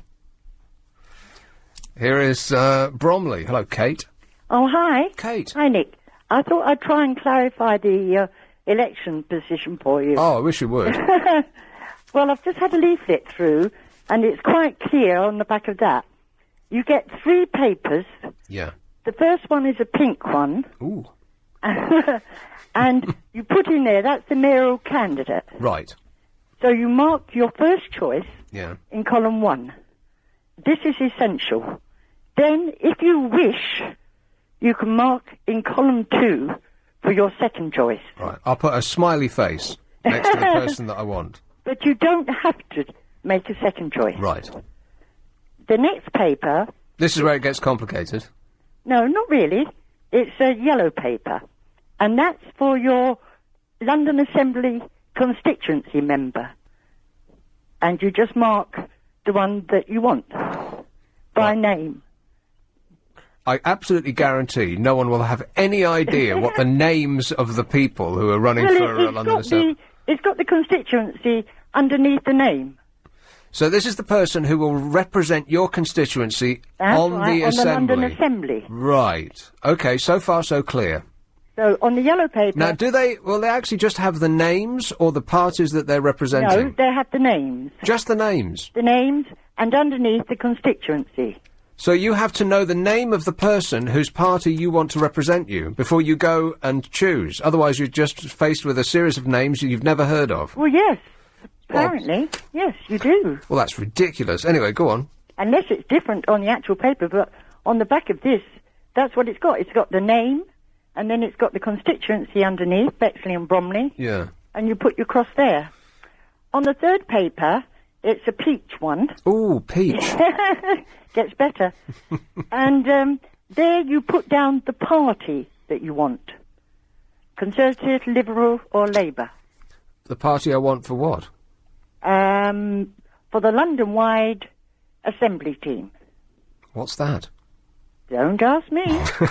That's what it's got. Kate, you were the one clearing it up for us. Use the peach ballot paper to vote for the London-wide Assembly team. Right, so one's pink, one's yellow and one's peach. That's right. Doesn't the peach look a bit like the pink one? Does a bit. It's a bit paler. Right. So, it gets worse. But the essential part is that there's a lot of confusion about the second vote, and apparently you don't have to vote for a second choice. Right. I'm only going to vote for my second choice. No, it won't be counted. Okay. All right, thanks very much, Kate. Okay. So, are we clear now? I'm not. I sort of got the second one. There's this shadowy cabal of cloaked individuals who are the Assembly, whatever that is. And they oversee something. And the second paper, which was yellow, that's the one on which you vote for the person who is going to sit on the Assembly in your on your behalf and fill out their expenses forms. And the third one, which is peach. Peach. I don't know what that one's for. What was that one for? I just had it explained to me and I've still got no idea. I'm going to vote for Mickey Mouse. I'm going to put, like a write-in... Can you do write-in candidates? Like, if everybody said, I want Darth Vader to be Lord Mayor. If everybody did that, and I'm exaggerating to make a point here, if absolutely every single person who went in and voted put an extra name at the bottom, Darth Vader, and, because such a circumstance could happen... It could easily happen. It could be, one of these sort of internet campaigns, everyone is like, won't this be a jolly wheeze? In much the same way as on the census that came around a little while ago, what's your religion? And a lot of people put, what is it? What are they called? What's Darth Vader? Oh, come on, Raj, help me out. Star Wars. Yeah, what is it? They're Jedi Knights, that's it. But a lot of people put, I'm a Jedi. But because so many people put Jedi, I think it became, they got more votes as a religion than Rastafarians. So you can, by law now, strike someone down with a lightsaber. Isn't that incredible? But if we did, if we all voted in somebody else, such things are possible with the age of the World Wide Wait. Everyone could just get together and do it. Could we put in somebody else? Somebody, I don't know, what's the word? Better. 0845 6060 973. It's 9:44. LBC Travel with Amanda Redmond. Thanks very much, Nick. Well, hello, boys. Hello, John. I thought you'd forgotten about me. No, it's you. It's me. Anyway, you couldn't vote for whoever you wanted because that would make it a democracy. Oh, yeah, I forgot about that. Yeah, think about it. Anyway, I don't know why you're wasting so much airtime about it, because it doesn't really matter. I mean, what does the mayor do anyway? They've all sort of stolen each other's policies, and all they're going to do is supposedly, Wise Livingston got 130,000. You got it. Raj leapt into action and saved the day, we hope. 0845 6060 973. Essentially, the brunt of the argument was they're all the same. So it doesn't matter who you vote for because they're all the same. And I would disagree with that. I think they diverge on certain issues which are important to me quite dramatically. It's just that whenever you think you've got a handle on it and you think, oh, okay, yeah, that sounds sensible, I'll vote for you. Then the very next day they'll turn around and say something so utterly asinine that you think, oh, no, I can't possibly vote for you. And that's happened with all of them so far. What a shower. Anyway, we'll find out. I'm quite energised by it. I'm second to the American election. I think it's one of the most interesting that we've had in the news for a good long while. Because previous to this, for the longest time, it's all been sewn up way ahead of time. There's been a precious few races that have been neck and neck, am I right? I can't think of any in recent memory. I mean, if Gordon had gone to the polls when he said that he was gonna, then I'm not gonna, it might have been, that one might have been an interesting race. It was way up at the time, but the Tories were on the ascendancy. But previous to that, I mean, not in living memory can I remember a vote that actually was so in the balance. I mean, you did a politics degree there, Raj. Can you think of any? I mean, Thatcher sailed through pretty much everything, and then Tony Blair did. That's my entire adult life, right there. I can't think of any.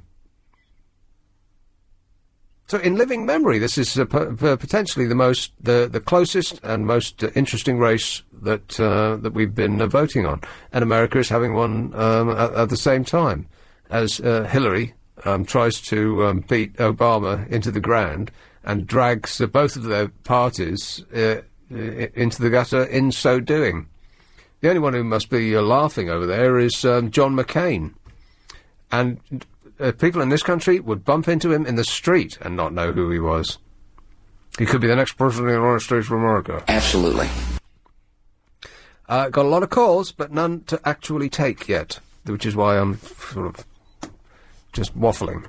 Peckham, hello, Jan. Hello, Nick. Jan. Right. Yeah, I was listening to that lady earlier on about the dogs. Oh, yeah. I've got three altogether. I've got one elderly lady. She's coming up to 28th of July. She had a big operation. I had to pay £118 for it. I had to be operated on for a wart. And John, hang on. Are you talking about dogs? Mm-hmm. A lady? Yeah, my lady, yeah, my Tanya. So it's a dog? The dog, yeah. Right, okay. And I've got another two dogs as well, because when I lost my Tony, my other dog, he was turned, just before 11th, he had hip dysplasia, so I had to have him put to sleep. And then his daughter inherited it as well. And after that, my daughter said... Are you still talking about dogs? Yeah, I'm talking about dogs, yes. This is very confusing, Jan. Yeah, I'm talking about dogs. You're anthropomorphizing them. Hmm? You're giving them human characteristics. Oh, They're they not are. humans. I don't They're look on them as- whittled dogs. Yeah, I don't look on them as dogs, they're my kids. Right. Yeah. Yeah, but that lady was saying about people should... Now, are we talking about a dog? A dog. Or a lady? Yeah. All bitches. Excuse me? All bitches, they're all bitches, yeah. All bitches. Who are? My Oh, dogs. your dogs? Yes, right. my dogs, yes. I thought you were talking about my callers. No. No, I had my two spayed when they was, I wish I'd have had them done at 6 months, but that lady was saying about having your dogs spayed when after they've had one litter. Yeah. But that's a load of rubbish. It is a load of rubbish, because the thing is, there's so many unwanted dogs, Nick, it's unbelievable. I mean, if they had all their dogs neutered and spayed, we wouldn't have so many unwanted puppies in the world. Yes. Are we talking about dogs or humans? No, dogs. Dogs, right, Yeah, okay. a few humans don't know, Nick, some of them. Wouldn't that be fantastic? It'd be fantastic. Let's make a list, Jan. Make a list, yeah. Yeah. Okay, well, thanks for that. Yeah, take care, Nick. All right, yeah. cheers, Jan. Ta-ra. I'm knitting Jamie O'Brien's baby shawl as well for him. Oh. Yeah, I'm just doing the border now, but I don't know how I'm going to get it to him, and I wanted to send him a baby card as well. At the usual address. Yeah, I've got the LBC address. There you yeah. go. But it's not much good sending, because he's got another week of fraternity leave, hasn't he? I've got no idea. I think he has, yeah. They think they have about 2 weeks, yeah. Well, it'll be here when he gets Yeah, back. but her baby was born on my mum's birthday, and she was born on the day that my mum conceived me, on the 21st of April, so we've got a lot in common, me and Spooky. James baby. Yeah. Yes. Okay, well, thanks very much, Jan. Best of luck with that. Yeah, take care, Nick. Bye. Clackety-clack. 0845 6060 973. Knitting. Something deeply satisfying about knitting. I tried it once as a very young child, because my granny used to knit, and the speed at which she could do it was mesmerising. Clackety-clackety, clackety-clackety, clackety-clackety, clack-clack-clack, like a train going over the tracks. Apparently Nikki and her housemates knit. She just finished a baby hat. How cute. Oh, the whittle baby. It did take me 3 months to do one hat, though. Well, it better fit then. Here is Hersham. Hello, Martin. How you doing? Good, thanks. She sounds very well informed, that lady there. That's right. Yeah. A bit of a link to you, I think I have. I was at the dog track in Wimbledon tonight, and apparently the electoral mayor race has already been run. Now, hang on a minute. They assigned the name of someone who's going for the mayor to a dog. That's right. And now I shall have to take advice on this. Hang on there, Martin. Can we? We would like to know what the result of that race was. Can we actually know the result of that race? Of course we can, Raj. Why are you even thinking about it? They were only blooming dogs. There's no relation to the actual race. Go on, I want you to give me a verbal assurance that it's okay. Yeah, and then it'll be all your fault. I think that would be okay. Can you say it louder? I think it would be okay to know who won the dog race. Right. So, how many dogs were there in all, Martin? 6. And each dog was assigned the name of one of the candidates. Well, the parties and the candidates, that's right. Right. Are there 6 parties?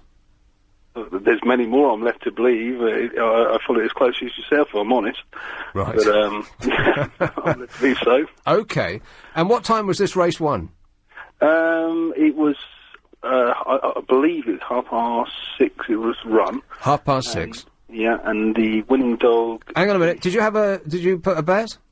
I believe there's no betting. They didn't allow betting. Really? On the race. It was pure for... Just for fun? Fun factor. Right. What's a night... before we get to this, to the result, because we're all on our seats, and I will... This is the nature of radio. You have to tease the audience. Of course. What's a night at the Dogs like? Thrilling. My background is for nightclubs, and I go there quite often because I find it quite good fun. family, and if you don't have family, to go individual-wise. So like a salesman now, don't I? Yeah, a little bit, yeah. And do you eat there? I mean, is it just betting and drinking, or...? Not at all, no. There are 2 restaurants, I believe, and the reason actually I went over there tonight was because they've got the Derby, or their Derby coming up, which is a big event. If you associate it towards horse racing, it's the biggest event they've got, so... this is for, Dog Derby? Dog Derby, yeah. It's their national world people come from all abroad, and I think it's £100,000 is a winning prize for it. Blimey. It's a lot of money. And that sort of thing. And I don't bet, but... And cat food is what happens to the losers. Yeah, those are those really weird, skeletal, thin, constantly shivering dogs that look like they're about to lose their mind at any moment. Like a certain cartoon character type dog, but can't remember the name of that. They do look on borderline schizophrenic. They look as though they're not in touch with reality. Yeah, exactly. That's it in a nutshell. Panicky, yeah. That's it, yeah. I suppose they're just at any given time they're ready to explode with energy and speed, and they're just wanting to blast away all the time. This is why they're shivering. And they're docile the rest of the time. Are they? Absolutely. Not something you'd want to cuddle though. It'd be like cuddling a bag of bones, wouldn't it? Yes. Well, I actually, as you said earlier, I live in Hersham, which is where the kennels are for the rehome dogs. And my son and I, we walk the dogs there. And they're actually quite docile, and they're quite loving dogs. And I mean, I'll be totally honest, I find them a bit strange. Yeah. But my son loves them. I'll be totally honest. Well, that counts, though, doesn't it? I mean, you couldn't, to walk them, could you ever let them off their lead? Because, of course, there's no way that you could catch it. Or even in a car you couldn't catch them. You wouldn't want to try. Right. Yeah, quite funnily, my son did tombola at their local fundraiser the other day, and he won a stuffy teddy. And as he was walking out, they were all trying to go for his... Yeah, that's right, yeah. Rip the guts out of that straight away, they were thinking. Exactly, the stuffing would have been gone. Yes. So, Martin, the race was run at 6:30. Each dog, there were 6 in all, was given a mayoral candidate, and it was only for fun. Who won? It was Boris Johnson, actually. Is that a fact? With a Ken close second. Thanks very much for that, Martin. No problem at all. Cheers, mate. 0845 6060 973. Yeah. What we talked about tonight then, Raj? We spoke about things that go bump in the night. Yes. Schoolboy errors, calling the police, Amy Winehouse, animal cruelty. You sound just like her. Cat fur, breaking the law, stroppy cops, standing in the wrong place. Correct. Tony Blair without a ticket, Masters of the Universe, pet deposits, little Hitlers, travel IOUs, little Robert Mugabe's, 3 polling cards, being a stalker, getting waved on, foxes, fighting foxes and squirrels, mostly, rescue dog receiving, vets versus doctors, daily jobs around the house, Italy... out of time again. Clive's next. LBC. If you suffer